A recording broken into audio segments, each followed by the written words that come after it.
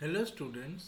अभी तक हम लोगों ने स्कूल म्यूज़ियम का फर्स्ट और सेकंड पार्ट कवर किया है। फर्स्ट पार्ट में हमने इम्पोर्टेंस ऑफ आर्टिफैक्ट्स और म्यूज़ियम्स को डिस्कस किया। कितने रकम के म्यूज़ियम्स होते हैं, ओके। टीम वर्क का इम्पोर्टेंस क्या है, कैसे करके हम लोग स्कूल म्यूज़ियम को तैयार करेंगे, इसको डिस्कस किया था। सेकंड पार्ट में हमने आपको वर्चुअल म्यूज़ियम टूर दिया था। हमने यहाँ पे science city Kolkata, Indian museum Kolkata, उसके बाद में दिल्ली और कोलकाता के डिफरेंट जो म्यूज़ियम्स हैं उनके बारे में बताया था। एनीवे, अब हम लोग थर्ड पार्ट में कवर करेंगे आज, जहाँ हम आर्टिफैक्ट आइडेंटिफिकेशन और कैसे करके उन्हें एग्जीबिशन में प्रेजेंट किया जाता है इसके बारे में डिस्कस करेंगे। तो फिर आर्टिफैक्ट को आइडेंटिफाई करने के लिए सबसे पहले हमें एक टेबल बनाना पड़ेगा। देखिए, आप यहाँ पे देख सकते हैं, ऐसा एक टेबल बनाना पड़ेगा जहाँ पे डिफरेंट टाइप के आर्टिफैक्ट्स रहेंगे। सपोज़ हमारे पास 5 आर्टिफैक्ट्स हैं, तो उनके बारे में हमें लिखना है क्या है आर्टिफैक्ट, किस चीज़ का बना हुआ है वो आर्टिफैक्ट, कितना पुराना है, ओके। और हमें क्या उसे लेकर के जाना है या उसका केवल फोटोग्राफ लेकर के जाना है, ओके। चलिए अब और भी देखते हैं। देखिए, आज के दिनों में हम आर्टिफिशियल इंटेलिजेंस टूल्स जैसे कि गूगल लेंस, इसे यूज़ करके आर्टिफैक्ट्स के बारे में जान सकते हैं। जैसा कि आप यहाँ पे देख रहे हैं, ये ओल्ड ब्रास बेल्स है। आप एक बार गूगल लेंस को इस पे यूज़ करिए, करके देखिए उसके बारे में आपको क्या पता चलता है। तो इसका मतलब ये हुआ कि आप जिनसे ये इंफॉर्मेशन ले रहे हैं उनके साथ साथ आप गूगल लेंस, जो कि एक एआई टूल है, इसे यूज़ करके भी और भी इंफॉर्मेशन आप पा सकते हैं। तो इस तरीके से डिफरेंट आर्टिफैक्ट्स के बारे में जानने के पश्चात हम आर्टिफैक्ट्स को सेलेक्ट करेंगे कि हमें कौन कौन सा आर्टिफैक्ट अपने स्कूल म्यूज़ियम में लेके जाना है। एक एग्जाम्पल देखिए, पुरानी चीज़ों का एग्जाम्पल। ये एक पुराना आयरन है, ओके। किस एरा का आयरन है ये? 1950s का है, जो इलेक्ट्रिसिटी में, उन दिनों में इलेक्ट्रिसिटी में काम किया करती थी। इसे भी हम एक आर्टिफैक्ट के रूप में ट्रीट कर सकते हैं, राइट। देखिए और भी एग्जाम्पल्स, पुराने रेलवे लैंटर्न्स। ये देखिए यहाँ पे 2 लैंटर्न्स आपको दिखाई देंगे। फिर 1998 का एरा का बड़े बड़े जो मोबाइल फ़ोन थे, वो भी अगर आपके पास है तो उसे भी आप टेलीकम्युनिकेशन गैजेट्स के हिसाब से आर्टिफैक्ट के रूप से ट्रीट कर सकते हैं। ये देखिए और भी एग्जांपल्स, कैमरा, फ्लैश और लेंसेज फ्रॉम अर्ली 1960s। उसके बाद में एक ब्रास सीप फ्रॉम 1940s, इसे भी आप आर्टिफैक्ट के रूप में यूज़ कर सकते हैं। और तो और, अगर आपके पास में कोई ओल्ड पुराने डॉक्यूमेंट है जिनका लैंग्वेज आपको समझ में नहीं आ रहा है, तो आप एआई टूल्स यूज़ करके, देखिए ये स्मार्टफोन है, स्मार्टफोन प्लस एआई टूल्स, इन दोनों को यूज़ करके आप उस अननोन लैंग्वेज को या नॉट प्रॉपरली नोन लैंग्वेज को अपने चहीते भाषा में आप ट्रांसलेट कर सकते हैं, उनके बारे में जान सकते हैं, ओके। तो इस तरीके से आप नए टेक्नोलॉजी को भी यूज़ करेंगे अपने पुराने पास्ट के बारे में जानने के लिए, स्टूडेंट्स। अब हम डॉक्यूमेंटेशन के बारे में डिस्कस करते हैं। अभी तक हमने पूरा सिलेक्शन किया है, ओके। अब हम डॉक्यूमेंटेशन, हम एक रिकॉर्ड बनाएंगे जितने भी आर्टिफैक्ट्स को हमने सेलेक्ट किया है। तो मान लीजिए ये फर्स्ट आर्टिफैक्ट है, तो उसका या तो आप फोटोग्राफ बना ले सकते हैं या खुद से स्केच कर सकते हैं। उसके बाद में उसके हिस्ट्री के बारे में आप लिखिए, यहाँ पे यूसेज के बारे में लिखिए कि उसका क्या यूज़ था, okay. Just a second, yes. और आज भी वो क्या हमारे काम के लायक है या नहीं है, लास्ट कितने साल तक उसे यूज़ किया गया, इसके बारे में लिखिए।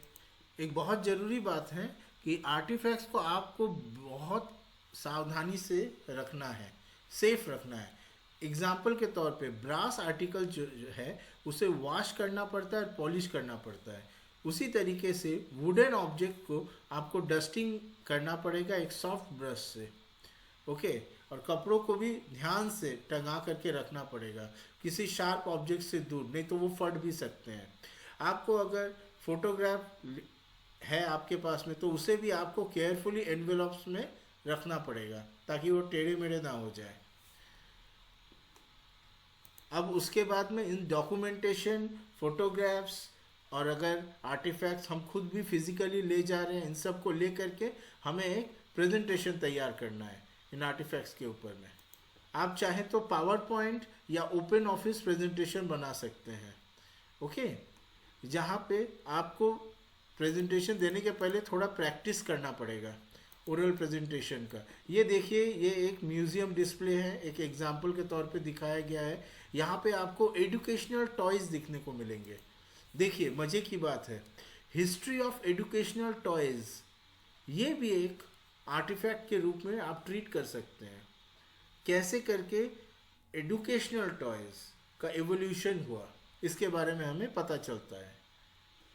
यहाँ पे देखिए एक एग्जाम्पल है, मैंने आपको पहले ही बता दिया, आप गूगल जो ऐप है उसे यूज़ करके, डिफरेंट ऐप्स को यूज़ करके आप अपने आर्टिफैक्ट्स के बारे में जान सकते हैं, डॉक्यूमेंटेशन कर सकते हैं, और फिर इन सभी चीज़ों को आप यहाँ पे देखिए एग्जीबिशन में रख सकते हैं। यहाँ एक ध्यान से देखिए एग्जीबिशन में, जैसे कि ये ओल्ड टाइपराइटर है, उसके नीचे पे आप अपना डॉक्यूमेंटेशन रख सकते हैं। आपको जो पता चला है टाइपराइटर के बारे में, उसके नीचे आप चिपका दीजिए, यहाँ पे उसके बारे में इंफॉर्मेशन रहेगा। सिमिलरली ये और एक आर्टिफैक्ट है, उसके बारे में यहाँ पे डॉक्यूमेंटेशन दे दीजिए। एक अपने साथ अपने कॉपी में रखिए, एक प्रेजेंटेशन में रखिए और एक यहाँ पे रखिए, ओके। तो ये जो लेबल्स हैं, इनकी जो भी एग्जीबिशन में आएंगे, वो आप भले ही साइड में कॉपी और प्रेजेंटेशन लेकर के लैपटॉप में खड़े रहें, पर सबसे पहले वो लेबल्स को पढ़ के इनके बारे में जान जाएंगे। उसके पश्चात उन्हें अगर और जानने की ज़रूरत हो तो वो आपसे बात कर सकते हैं। आप हमेशा याद रखिए, ऐसे पब्लिक गैदरिंग्स में आप अपना दिमाग को ओपन रखिए। You must have an open mind. कोई आपसे बोल ही सकता है कि बेटा बेटी आपने ये जो लिखा है ये थोड़ा गलत है, ये होगा। आप ये सुन के गुस्सा मत होइए, उनके बात को मत काटिए कि अरे नहीं भाई हमने गूगल से जाना, अरे नहीं भाई हमें उन्होंने बताया है। हो सकता है कि वो एक एक्सपर्ट है इस मैटर में, ओके। आप उनसे पूछिए, आप बताइए अपने सोर्स के बारे में, फिर हो सकता है वो इंसान अपने सोर्स के बारे में बताएंगे। साइंटिफिक नॉलेज ऐसे ही बढ़ता है। आप बताइए कि हमें आपका सोर्स क्या है, आपको कहाँ से पता चला, ठीक है। वैसे ही उनसे आप पूछिए, फिर वो हो सकता है बताएंगे कि आपका ये जो सोर्स है ये इसमें ये गड़बड़ है या ये सही नहीं है।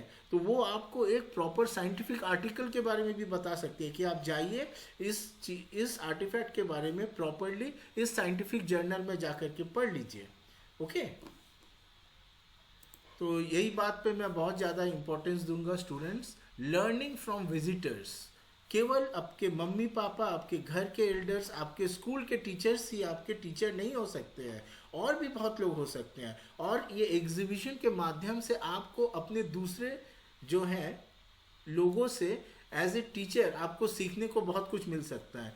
तो आप फीडबैक को रखिए, आप एक वहाँ पे एक क्या बताते हैं उसे, एक रजिस्टर रखिए जहाँ पे जितने भी लोग आएंगे आप उनसे बोलिए कि please do you have any feedback, अगर आपके पास कुछ है तो ज़रूर लिखिए। और उस फीडबैक को भी यहाँ पे पॉइंट आउट करिए, नोट करिए, और फिर लिखिए कि आपने क्या जाना इन चीज़ों से, क्या आपको कोई फ़ायदा हुआ, क्या आपको आपके इतिहास के बारे में ऐसी कुछ चीज़ें के बारे में पता चला जो आपने टेक्स्ट बुक में नहीं पढ़ा था।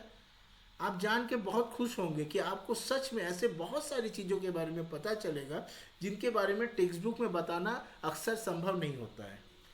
सो I wish you best of luck in your study students. Happy studying.